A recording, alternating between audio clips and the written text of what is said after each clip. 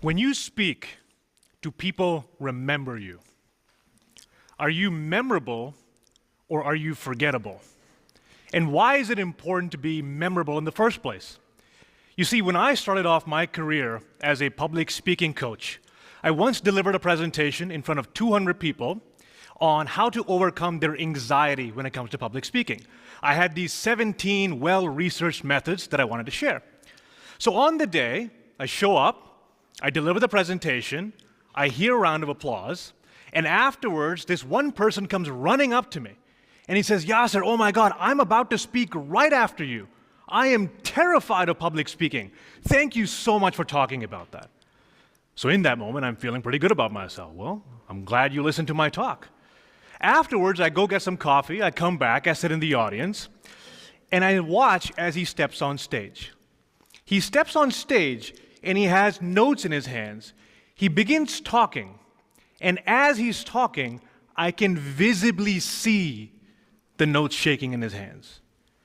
He continues talking, he's reading from the notes, he's mumbling and he's tumbling, his words can't quite get out, and if you were there next to me in the audience, you would have felt this sinking feeling in your stomach.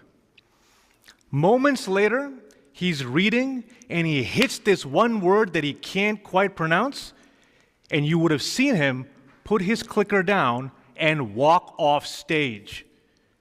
You would have heard this loud gasp in the audience because we didn't know what happened.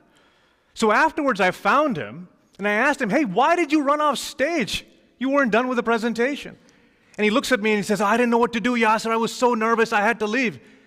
And I'm looking at him thinking, you were in my presentation where I talked about the 17 ways to overcome your fear of public speaking. You came up to me. Why didn't you just use one technique I shared? And then he said something to me that fundamentally changed my career. He said, "I couldn't remember.